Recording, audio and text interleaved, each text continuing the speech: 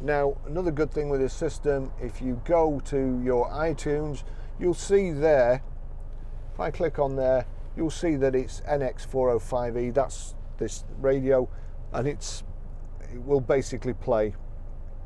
So I'll turn that down, and then turn this up.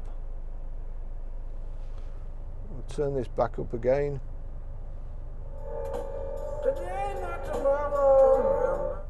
There you go, and that's it playing.